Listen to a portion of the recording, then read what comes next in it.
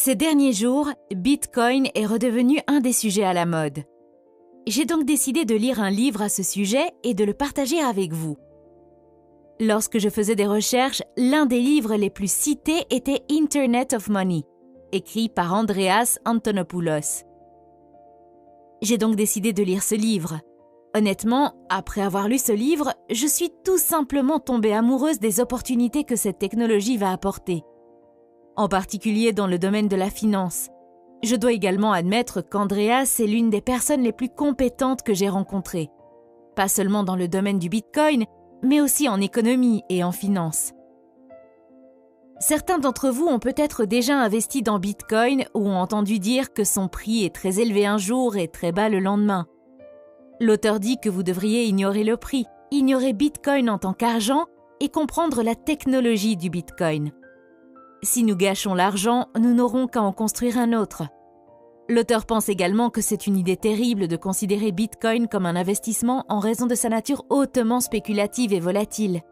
Pour l'instant, le meilleur investissement que vous puissiez faire est de vous informer sur cette technologie parce qu'elle va changer le monde et quiconque le comprendra en tirera profit. Qu'est-ce que Bitcoin ? Beaucoup de gens pensent que Bitcoin est une monnaie numérique, mais c'est bien plus que ça. Dire que le Bitcoin est une monnaie numérique, c'est comme dire que le courrier électronique est Internet. L'argent n'est qu'une première application. Lorsque les gens appellent Bitcoin une monnaie numérique, ils passent à côté de l'essentiel. L'euro est une monnaie numérique. Le dollar est une monnaie numérique. Lorsque vous payez votre nourriture par carte, vous utilisez une monnaie numérique. Si nous utilisons déjà une monnaie numérique, alors quel est l'intérêt du Bitcoin et qu'est-ce qui le rend si spécial ? La différence fondamentale est que dans le système financier actuel, vos transactions sont contrôlées par des organisations centralisées, alors que dans le cas du Bitcoin, elles ne le sont pas. Bitcoin a un réseau décentralisé. Il n'appartient à personne et n'est contrôlé par personne. Dans Bitcoin, c'est du pair à pair. Mais dans le système actuel, c'est du pair à institution financière à pair. La numérisation a commencé comme un rêve du gouvernement afin qu'il puisse un jour contrôler toutes les transactions financières de chaque être humain sur la planète. Et ils y parviennent. Regardez autour de vous. L'argent liquide s'envole de la circulation. Les pays scandinaves fonctionnent presque sans argent liquide. Les enfants nés aujourd'hui ne sauront pas ce qu'est l'argent liquide. Imaginez un instant qu'il n'y ait pas d'argent liquide et que vous alliez au restaurant pour manger mais que votre banque ne vous le permette pas parce que vous avez dit quelque chose contre le système politique ou que vous vous êtes rendu à un événement politique inapproprié et que la banque a gelé votre compte. C'est un contrôle total. Et cela s'est déjà produit dans des pays comme la Grèce, l'Argentine et le Brésil. La numérisation est inévitable et si c'est le cas, n'est-il pas logique d'utiliser un système numérique sans contrôle ? Avec Bitcoin, vous n'avez pas besoin d'une banque parce que vous devenez votre propre banque. Personne ne contrôle votre argent à part vous, pas de frais élevés et vous pouvez transférer de l'argent en quelques minutes à travers le monde. Le seul problème est que nous n'en sommes qu'au tout début et que l'infrastructure n'est pas encore prête pour un usage de masse. Si vous voulez comprendre à quel stade nous en sommes avec Bitcoin, alors imaginez-vous comme une personne qui essaie de comprendre l'Internet dans les années 1990. Nous sommes exactement à ce stade avec le Bitcoin. Aujourd'hui, seul 1 milliard de personnes sur la planète ont accès aux services bancaires.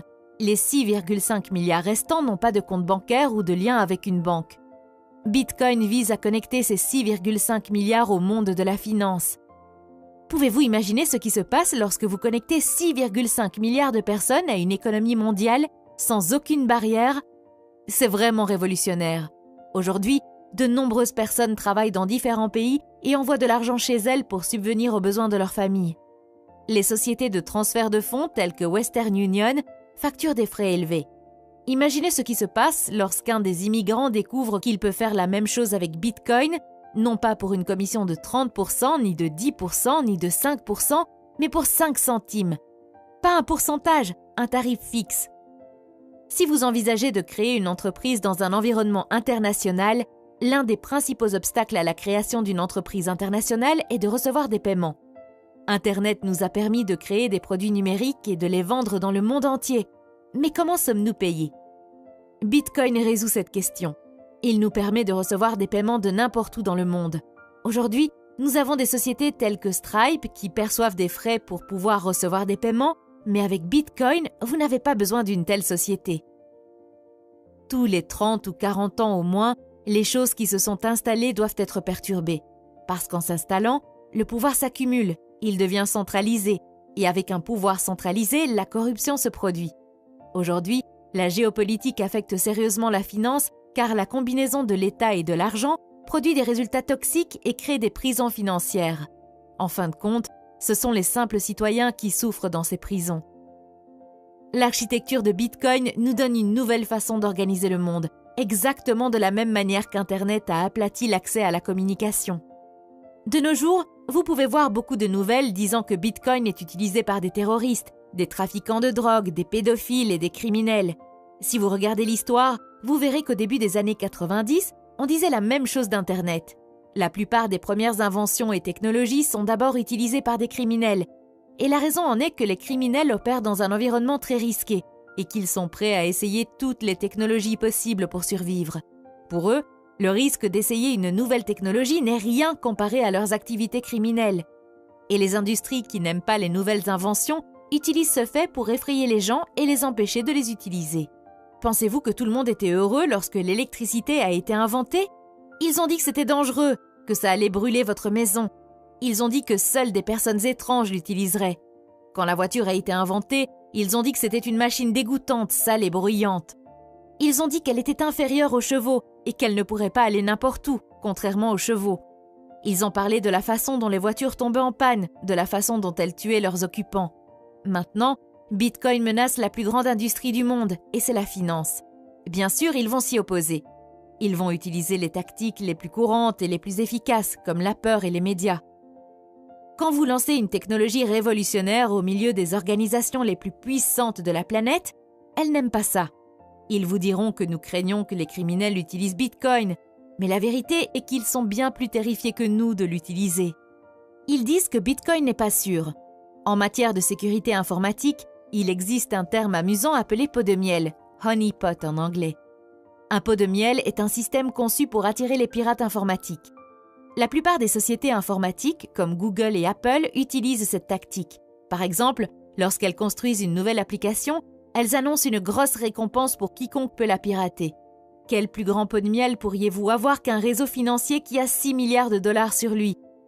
Si vous piratez Bitcoin, vous recevrez une récompense de 6 milliards de dollars pour avoir trouvé un moyen de le pirater. Personne n'a encore collecté cette récompense et ce n'est pas parce qu'ils n'ont pas essayé. Ils ont essayé sans arrêt, mais Bitcoin est résistant. Au cours des 15 à 20 prochaines années, nous assisterons à un énorme changement dans les infrastructures financières. Mais pour l'instant, nous sommes au début de la route et beaucoup de gens sont sceptiques, ce qui est tout à fait naturel. D'abord, les humains ont commencé à faire du troc entre eux. Puis, ils ont utilisé des métaux précieux à la monnaie de papier, du papier aux cartes plastiques. Cette transition a été douloureuse à chaque fois. Pensez-vous que les gens ont peur de Bitcoin? Imaginez à quel point ils ont paniqué quand on leur a annoncé que maintenant, au lieu de faire du commerce d'or, ils feraient du commerce de morceaux de papier. Bitcoin est un changement encore plus radical que cela. Dans notre système financier actuel, la relation entre la banque et son client est très similaire à la relation maître-esclave. Et voici la question la plus inconfortable que vous devez vous poser. Qui est l'esclave? Parce que dans un système de dette, l'une des deux parties est toujours l'esclave. Le maître ne vous sert pas vraiment, ils se servent eux-mêmes parce qu'ils sont maîtres. C'est l'architecture de l'argent dans laquelle nous vivons. C'est l'architecture de l'argent que nous utilisons dans notre civilisation. Une architecture de l'argent dans laquelle vous n'avez aucun contrôle. Une architecture de l'argent dans laquelle chaque interaction est médiée par une tierce partie qui a un contrôle absolu sur cet argent. Aujourd'hui, si vous allez à un distributeur automatique et que vous y introduisez votre carte, la banque peut vous donner votre argent. Mais un autre jour, elle peut décider de ne pas vous le donner. Comme l'ont découvert les habitants de Chypre, de Grèce, de Venezuela, d'Argentine, de Bolivie et du Brésil. Un jour, vous allez à la banque et la banque ne veut pas vous donner l'argent, parce qu'elle n'est pas obligée de le faire. C'est l'essence même d'une relation maître-esclave.